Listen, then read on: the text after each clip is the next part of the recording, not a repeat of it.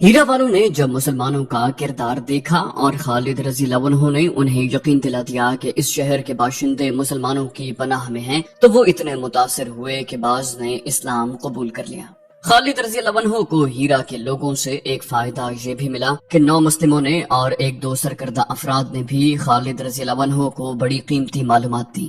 ہیرا کے ایک سردار نے خالد رضی اللہ عنہ سے کہا، ہیرا آپ کا ہے، لیکن آپ اس شہر پر قبضہ کر کے امن سے نہیں رہ سکیں گے۔ آپ کو شاید یہ معلوم ہوگا کہ ہیرا کے ارد گرد 4 قلعے ہیں جن کے قلعے دار مختلف قبیلوں کے سردار ہیں، اور ہر ایک قلعے میں عیسائی عربوں کی فوج موجود ہے۔ خالد رضی اللہ عنہ نے کہا، اگر ہم نے فارس کے نامور سالاروں کو شکست دے دی ہے تو ان قلعہ داروں کو شکست دینا شاید مشکل نہ ہوگا۔ پھر پوچھا، قلعوں کی فوجیں لڑنے میں کیسی ہیں؟ مجوسی سردار نے کہا، ہر ایک سپاہی جان لڑا دے گا۔ ہم ان فوجوں کو فارس کی فوجوں کی نسبت زیادہ طاقتور اور جرری سمجھتے ہیں۔ خالد رضی اللہ عنہ کو ان 4 قلعوں کی جو معلومات بتائی گئیں وہ یوں تھیں۔ ہر قلعے کا اپنا ایک نام تھا۔ ایک قلعے کا نام قصر ابیز تھا، اس کا قلعہ دار ایاس بن قبسیہ تھا۔ دوسرے قلعے کا نام قصر الادسین تھا، عدی بن عدی اس کا قلعہ دار تھا۔ تیسرے قلعے کا نام قصر بنو مازن اور قلعہ دار کا نام ابن اکال تھا۔ چوتھے قلعے کا نام قلعہ دار کے نام پر تھا۔ قلعے کا نام قصر ابن بقیلہ تھا، جبکہ اس کا قلعہ دار عبد المسیح بن عمر بن بقیلہ تھا۔ خالد رضی اللہ عنہ نے اپنے سالاروں کو بلایا اور انہیں بتایا کہ ان قلعوں کو فتح کرنا لازمی ہے، ورنہ ہیرا پر ہمارا قبضہ نہیں رہ سکے گا۔ اسلام کی عسکری روح یہی ہے کہ جہاں سے خطرے کی بو آئے وہاں حملہ کر دو۔ دشمن کے چیلنج کو قبول کرنا اور تیاری کی حالت میں اس پر جا پڑنا اسلامی فن حرب و ضرب کی بنیاد ہے۔ اسی اصول کے تحت خالد رضی اللہ عنہ نے اپنے سالاروں کو بتایا کہ کون کس قلعے پر حملہ کرے گا۔ قصر ابیز پر حملہ کرنے کے لیے زرار بن الازور کو حکم دیا گیا۔ ان کے ہم نام زرار ابن خطاب کو قصر الادسین پر حملہ کرنے کا حکم ملا۔ قصر ابن بقیلہ مثنیٰ کے حصے میں آیا۔ خالد رضی اللہ عنہ نے حکم دیا کہ ان قلعوں کو فوراً محاصرے میں لے لیا جائے۔ خالد رضی اللہ عنہ نے سب سے پہلے 4 قلعہ داروں کو پیغام بھیجے کہ وہ اسلام قبول کریں یا جزیہ دیں۔ اگر دونوں صورتیں انہیں منظور نہیں تو مسلمانوں کی تلواروں سے کٹنے کے لیے تیار ہو جائیں۔ 4 قلعوں سے کوڑا جواب آیا۔ تمام قلعہ داروں نے بڑی دلیری سے جواب دیا کہ وہ نہ اپنے قلعوں سے دستبردار ہوں گے نہ اپنے مذہب سے۔ 4 قلعوں پر مسلمانوں نے بیک وقت حملہ کیا اور قلعوں کو محاصرے میں لے لیا۔ فوراً ہی مجاہدین نے قلعوں میں داخل ہونے کی بڑی ہی دلیرانہ کوششیں شروع کر دی، لیکن ہر قلعے کی فوج مجاہدین کی ہر کوشش کو ناکام بنا رہی تھی۔ قصر ابیز کے دفاع نے سالار زرار کو بہت پریشان کیا۔ قلعے کی دیواروں سے عیسائیوں نے تیروں کا مہ برسا دیا۔ مسلمان دیوار کے قریب جانے سے بے بس ہو گئے۔ قلعے کی دیوار پر ایک منجنیق تھی جس سے مٹی کے بڑے بڑے گولے مسلمانوں پر پھینکے جا رہے تھے۔ سالار زرار نے قلعے کے چاروں طرف گھوڑا دوڑا کر دیکھا، کسی بھی طرف سے قلعے کو سر کرنے کا امکان نظر نہیں آتا تھا۔ منجنیق مٹی کے خشک گولے بڑی تیزی سے پھینک رہی تھی۔ سالار زرار نے ایسے تیر اندازوں کو الگ کیا جو جسمانی لحاظ سے توانا تھے۔ ان سب کو زرار نے حکم دیا کہ منجنیق کے جس قدر قریب جا سکتے ہیں چلے جائیں، اور بیک وقت منجنیق چلانے والوں پر تیروں کی باڑیں ماریں۔ تیر انداز جوش و خروش سے آگے بڑھے، اوپر سے ان پر تیروں کی بوچھاڑیں آئیں اور اس کے ساتھ ہی منجنیق کے پھینکے ہوئے مٹی کے گولے بھی آنے لگے۔ کئی مجاہدین تیروں سے شدید زخمی ہو گئے، لیکن اتنے زیادہ تیر بھی ان کا حوصلہ نہ توڑ سکے۔ زرار کے بعض تیر انداز اس حالت میں آگے بڑھتے گئے کہ ان کے جسموں میں 2-2 3-3 تیر اترے ہوئے تھے۔ ان سب نے منجنیق چلانے والوں پر تیر چلائے۔ منجنیق بالکل سامنے تھی، اس سے مٹی کے گولے پھینکنے والے تقریباً تمام کے تمام تیر کھا کر گرے اور منجنیق کے گولے بند ہو گئے۔ مسلمان تیر اندازوں نے اس حکم کی تعمیل کر دی تھی جو انہیں ملا تھا۔ انہوں نے منجنیق کو بیکار کر دیا تھا، پھر بھی وہ واپس نہ آئے۔ انہوں نے قلعے کے تیر اندازوں پر تیر برسانے شروع کر دیے۔ فضا میں اڑتے تیروں کے سوا کچھ اور نظر نہیں آتا تھا۔ ان مجاہدین کی سرفروشی کو دیکھتے ہوئے کئی اور تیر انداز آگے چلے گئے۔ یہ تیروں کی جنگ تھی جس میں دونوں طرف کے آدمی تیروں کا شکار ہو رہے تھے۔ سالار زرار نے جب اپنے ان تیر اندازوں کی بے خوفی دیکھی تو وہ قلعے کے ارد گرد گھوم گیا اور اس نے تیر اندازوں سے کہا کہ وہ اور قریب سے تیر چلائیں۔ باقی 3 قلعوں کی کیفیت بالکل اسی جیسی تھی۔ عیسائی بے چگری سے مقابلہ کر رہے تھے۔ مسلمان گھڑ سوار گھوڑے دوڑاتے ہوئے دیوار کے قریب جاتے اور دوڑتے گھوڑوں سے تیر چلا کر آگے نکل جاتے۔ اس طرح مسلمان سواروں کو یہ فائدہ حاصل ہوتا تھا کہ وہ تیروں کا نشانہ بننے سے بچ جاتے۔ اس کے باوجود سوار تیروں سے زخمی ہوئے۔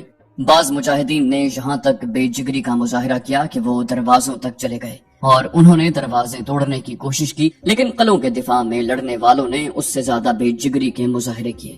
دیواروں سے تیر برسانے والے جتنے تیر انداز مسلمانوں کے تیروں سے گرتے تھے، اتنے ہی تازہ دم تیر انداز ان کی جگہ لے لیتے۔ خالد رضی اللہ عنہ ہر قلعے کے ارد گرد گھوڑا دوڑاتے، صورتحال کا جائزہ لیتے اور مجاہدین کو یہی ایک بات کہتے کہ چاروں قلعے شام سے پہلے سر کرنے ہیں، ہم انتظار نہیں کر سکتے۔ خالد رضی اللہ عنہ پیچھے رہ کر حکم نہیں دیتے تھے، بلکہ آگے دیواروں کے قریب وہاں تک جاتے رہے جہاں اوپر سے ان پر تیروں کی بوچھاڑیں آ رہی تھیں۔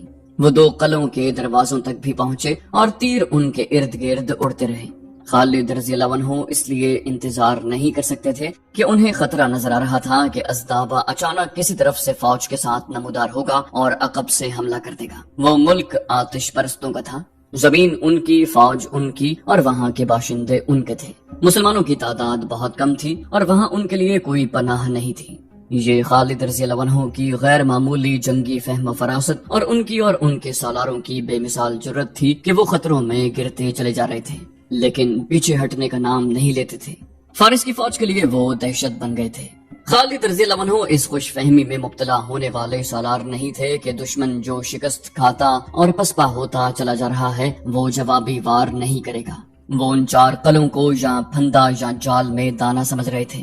انہوں نے دیکھ بھال کے لیے دور دور آدمی بھیج رکھے تھے جو بلند جگہوں یا درختوں پر چڑھ کر ہر طرف دیکھ رہے تھے۔ ان کے لیے یہ حکم تھا کہ دور سے انہیں کوئی فوج آتی نظر آئے تو خالد رضی اللہ عنہ کو فوراً اطلاع دیں۔ خالد رضی اللہ عنہ کا یہ پیغام کہ وہ آئیں گے، وہ ضرور آئیں گے، ہر ایک سالار اور ہر ایک سپاہی تک پہنچ گیا تھا، اور یہ بھی کہ اللہ کے شیرو ہمت کرو، قلعے لے لو، دشمن آئے تو اس پر تمہارے تیر قلعوں کی دیواروں سے برسیں۔ مسلسل لڑائیوں، کوچ اور پیش قدمی کے تھکے ہوئے مجاہدین اپنے جسموں کو جیسے بھول ہی گئے تھے۔ وہ اب روحانی قوتوں سے لڑ رہے تھے، ایک دوسرے کو پکارتے، ایک دوسرے کا حوصلہ بڑھاتے اور دشمن کو للکارتے تھے۔ ان کے تیر نیچے سے اوپر جا رہے تھے۔ قلعوں کے اندر یہ عالم تھا کہ دیواروں سے زخمی تیر اندازوں کو اتار رہے تھے۔ زیادہ تر کو تیر چہروں، آنکھوں اور گردنوں میں لگے تھے۔ ان کی چیخو پکار سے ان کے ساتھیوں کے حوصلے ٹوٹنے شروع ہو گئے۔ مسلمانوں کی للکار اور ان کے نعرے قلعوں کے اندر بھی سنائی دے رہے تھے۔ ان سے قلعہ بند لوگوں پر خوف طاری ہو رہا تھا۔ وہ سمجھ رہے تھے کہ قلعوں کو بہت بڑے لشکر نے محاصرے میں لے رکھا ہے۔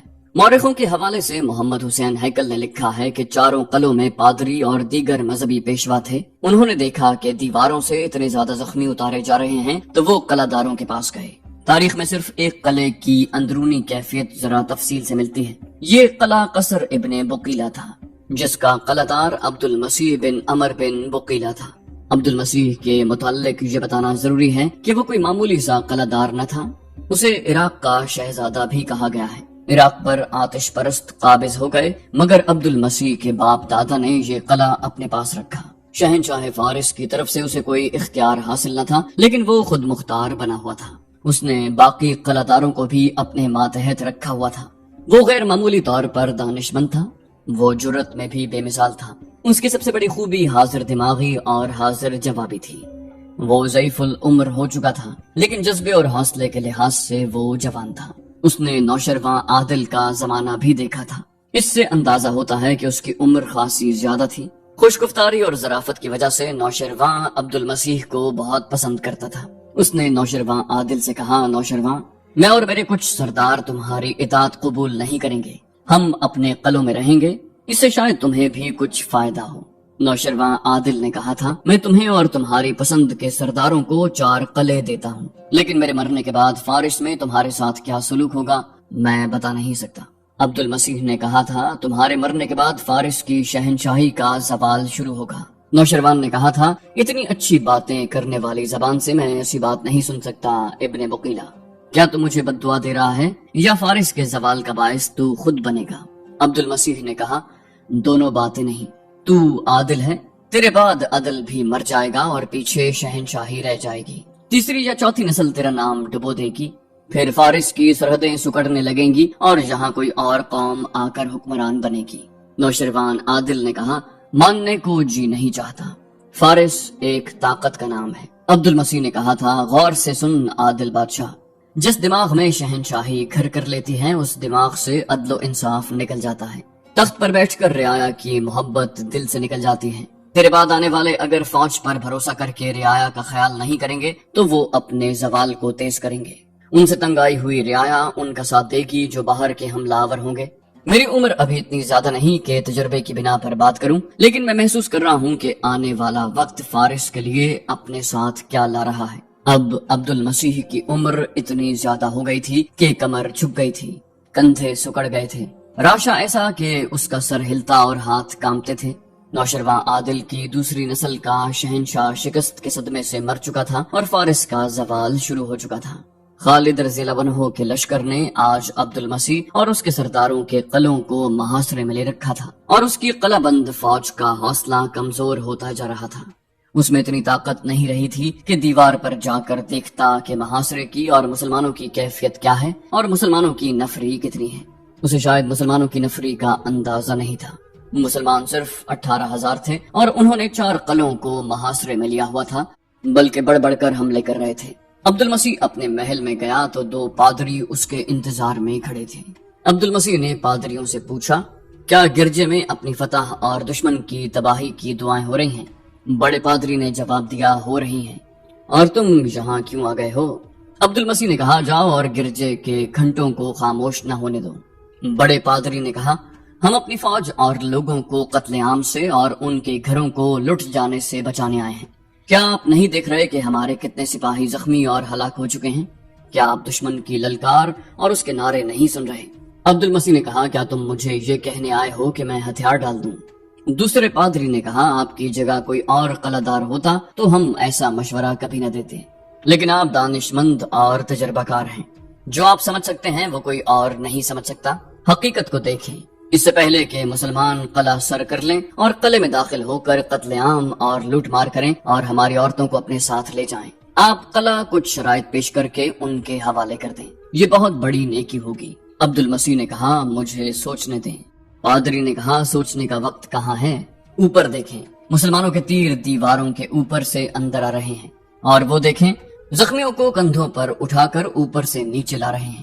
کیا آپ دیکھ نہیں رہے کہ دیواروں پر اور برجوں میں ہمارے تیر اندازوں کی تعداد کس تیزی سے کم ہوتی جا رہی ہے؟ نہ حق خون نہ ہونے دیں۔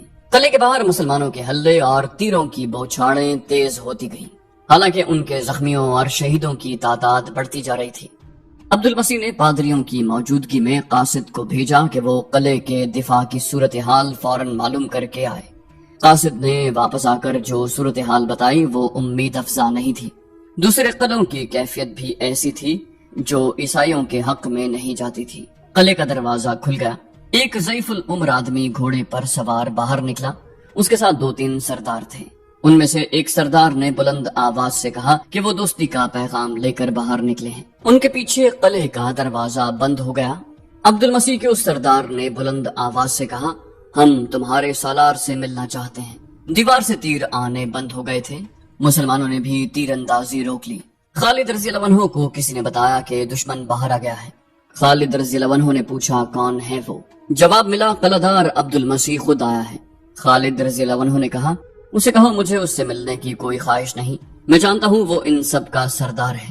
اسے کہو کہ شام تک باقی تینوں قلعہ داروں نے بھی ہتھیار نہ ڈالے تو ہم انہیں اس حال تک پہنچا دیں گے جس میں وہ ہماری ہر شرط قبول کرنے پر مجبور ہو جائیں گے، کسی ایک کو بھی زندہ نہیں چھوڑا جائے گا۔ جب عبد المسیح کو خالد رضی اللہ عنہ کا یہ پیغام ملا تو وہ جان گیا کہ فتح آخر مسلمانوں کی ہی ہوگی۔ اس نے اسی وقت اپنے سرداروں کو دوسرے قلعوں کی طرف دوڑایا۔ دوسرے قلعوں کے اندر بھی یہی کیفیت تھی جو عبد المسیح کے قلعے کے اندر تھی۔ فوجوں کا حوصلہ کمزور پڑ گیا تھا اور لوگوں پر خوف و ہراس طاری تھا۔ ان قلعوں کے سردار ہتھیار ڈالنے کے لیے تیار تھے، لیکن کوئی قلعہ دار یہ نہیں چاہتا تھا کہ ہتھیار ڈالنے میں وہ پہل کرے اور یہ تہمت اس پر لگے کہ ہتھیار سب سے پہلے اس نے ڈالے تھے، ورنہ کوئی بھی ہتھیار نہ ڈالتا۔ عبد المسیح کا پیغام ملتے ہی انہوں نے تیر اندازی بند کر دی اور تینوں قلعہ دار باہر آ گئے۔ انہیں خالد رضی اللہ عنہ کے سامنے لے گئے۔ اس وقت خالد رضی اللہ عنہ ایک گھنے درخت کے نیچے کھڑے تھے۔ خالد رضی اللہ عنہ نے ان قلعہ داروں سے کہا، کیا تم نے ہمیں کمزور سمجھ کر ہمارا مقابلہ کیا تھا؟ کیا تم بھول گئے تھے کہ تم عربی ہو؟ کیا تمہیں یہ بھی یاد نہیں رہا کہ ہم بھی عربی ہیں؟ اگر تم اجمی ہوتے تو بھی تمہیں یہ امید نہیں رکھنی چاہیے تھی کہ تم اس قوم کو شکست دے سکو گے جو عدل و انصاف میں یکتا ہے اور جس کی تلوار کی دھاک بیٹھی ہوئی ہے۔ ضعیف العمر عبد المسیح نے کہا، تو جو کچھ بھی کہنا چاہتا ہے کہہ سکتا ہے، تو فاتح ہے، ہمیں کچھ کہنے کا حق حاصل نہیں کیونکہ ہم نے تیرے آگے ہتھیار ڈال دیے ہیں۔ مشہور مورخ ابو یوسف نے خالد رضی اللہ عنہ اور عبد المسیح کے مکالمے لکھتے ہوئے یہ بھی لکھا ہے کہ عبد المسیح اس قدر بوڑھا ہو چکا تھا کہ اس کی بھویں دودھ کی مانند سفید ہو چکی تھیں اور اتنی نیچے آ گئی تھیں کہ ان سے اس کی آنکھیں ڈھک گئی تھیں۔ اسی مورخ کے مطابق خالد رضی اللہ عنہ عبد المسیح سے متاثر ہوئے۔ خالد رضی اللہ عنہ نے عبد المسیح سے پوچھا، تمہاری عمر کتنی ہے؟ عبد المسیح نے جواب دیا، 200 سال۔ خالد رضی اللہ عنہ یہ جواب سن کر بہت حیران ہوئے۔ انہوں نے اس بوڑھے قلعہ کو اور زیادہ غور سے دیکھا، جیسے انہیں یقین نہ رہا ہو کہ یہ شخص 200 سال سے زندہ ہے۔ کسی بھی مورخ نے عبد المسیح کی صحیح عمر نہیں لکھی۔ واقعات سے پتہ چلتا ہے کہ اس کی عمر 100 سال سے کچھ اوپر تھی۔ خالد رضی اللہ عنہ نے کہا، تو نے بڑی لمبی عمر پائی ہے، یہ بتا کہ اتنی لمبی زندگی میں تم نے سب سے زیادہ عجیب چیز کیا دیکھی؟ عبد المسیح نے جواب دیا، نوشرواں کا عدل و انصاف۔ اس دور میں حکومت اس کی ہوتی ہے جس کے بازو میں طاقت اور ہاتھ میں تلوار ہوتی ہے، لیکن نوشرواں نے عدل و انصاف کے ذریعے لوگوں کے دلوں پر فتح پائی۔ تم کہتے ہو کہ مسلمان عدل و انصاف میں یکتا ہیں؟ نہیں، میں نوشرواں کو عادل مانتا ہوں۔ خالد رضی اللہ عنہ نے عبد المسیح سے پوچھا، تم کہاں سے آئے ہو، کہاں کے رہنے والے ہو؟ عبد المسیح نے جواب دیا، ایک گاؤں ہے جہاں تک کوئی عورت بھی سفر کرے تو اس کے لیے ایک روٹی کا ایک ٹکڑا بھی کافی ہوتا ہے۔ خالد رضی اللہ عنہ نے کہا، کیا تم احمق نہیں ہو؟ میں پوچھ کیا رہا ہوں اور تم جواب کیا دے رہے ہو؟ میں نے پوچھا تھا کہاں سے آئے ہو؟ عبد المسیح نے جواب دیا، اپنے باپ کی ریڑھ کی ہڈی سے۔ خالد رضی اللہ عنہ نے جھنجھلا کر کہا، تم قلعہدار بننے کے قابل کب ہوئے تھے؟ میں نے پوچھا ہے تم کہاں سے آئے ہو؟ عبد المسیح نے پھر جواب دیا، اپنی ماں کے رحم سے۔ خالد رضی اللہ عنہ نے جب دیکھا کہ اس بوڑھے کا بولنے کا، سوچنے کا اور جواب دینے کا انداز مزے کا خیز سا ہے تو انہوں نے تفریح طبع کے لیے اس سے ویسے ہی سوال کرنے شروع کر دیے۔ یہ سوال و جواب تقریباً تمام مورخوں نے لکھے ہیں۔ خالد رضی اللہ عنہ نے پوچھا، تم کہاں جاؤ گے؟ عبد المسیح نے جواب دیا، آگے کو۔ پوچھا، تمہارے آگے کیا ہے؟ عبد المسیح نے جواب دیا، آخرت۔ خالد رضی اللہ عنہ نے پوچھا، تم جانتے ہو کہاں کھڑے ہو؟ عبد المسیح نے جواب دیا، زمین پر۔ خالد رضی اللہ عنہ اس کی بے رخی اور لاپرواہی دیکھ کر اسے یہ احساس دلانا چاہتے تھے کہ وہ فاتح سالار اعلیٰ کے سامنے کھڑا ہے۔ خالد رضی اللہ عنہ نے معلوم نہیں کیا سوچ کر اس سے پوچھا، تم کس چیز کے اندر ہو؟ عبد المسیح نے کہا، اپنے کپڑوں کے اندر۔ اب خالد رضی اللہ عنہ کو غصہ آنے لگا۔ انہوں نے طنزیہ لہجے میں کہا، دنیا کم عقلوں کو تباہ کرتی ہے لیکن دانا لوگ دنیا کو تباہ کرتے ہیں۔ مجھے معلوم نہیں کہ تم کم عقل ہو یا دانا، مجھے صحیح جواب تمہارے لوگ ہی دے سکتے ہیں۔ عبد المسیح نے کہا، اے فاتح سالار، چیونٹی بہتر جانتی ہے کہ اس کے بل کے اندر کیا کچھ رکھا ہے، اونٹ نہیں بتا سکتا۔ خالد بن ولید نے چونک کر عبد المسیح کی طرف دیکھا، ان کا غصہ ختم ہو گیا۔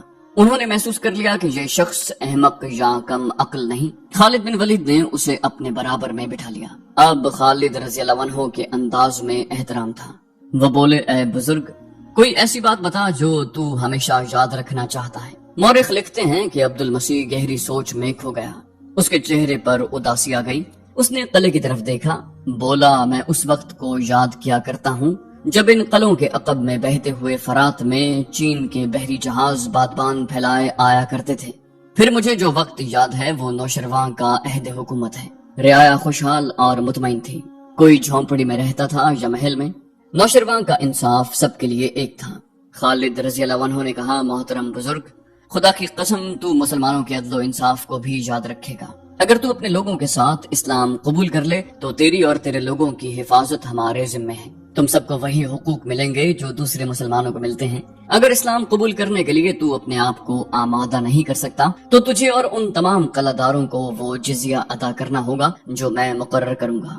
اگر تجھے یہ بھی قبول نہیں تو پھر تم نے دیکھ لیا ہے کہ مسلمان قلعوں کو کس طرح سر کرتے ہیں اور ان کی تلوار کی کاٹ کیسی ہے۔ عبد المسیح نے کہا، ہم سے کچھ اور مانگ، ہم دیں گے، اپنا مذہب نہیں چھوڑیں گے، بتا جزیہ کتنا ہوگا؟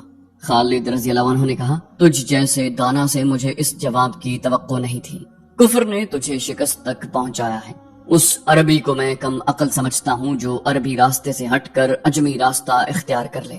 خالد رضی اللہ عنہ کے ان الفاظ نے نہ عبد المسیح کو متاثر کیا نہ دوسرے کسی قلعدار یا سردار کو۔ وہ اپنے انکار پر قائم رہے۔ جب خالد رضی اللہ عنہ نے انہیں جزیے کی رقم بتائی تو انہوں نے اسے فوراً قبول کر لیا۔ یہ رقم 1,90,000 درہم تھی۔ جو عہد نامہ تحریر کیا گیا اس کے الفاظ یہ تھے: بسم اللہ الرحمن الرحیم۔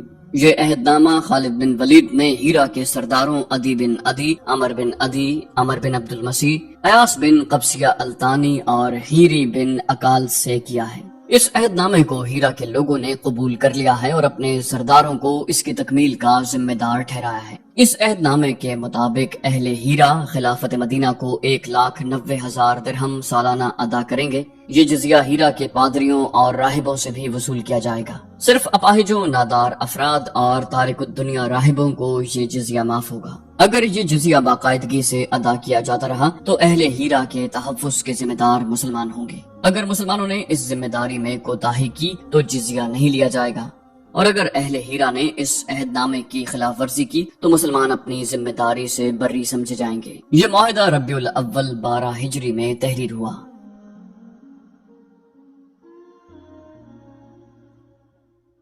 تو دوستو یہ تھی ہماری آج کی ایپیسوڈ۔ امید کرتے ہیں آپ کو ہماری ایپیسوڈ پسند آئی ہوگی۔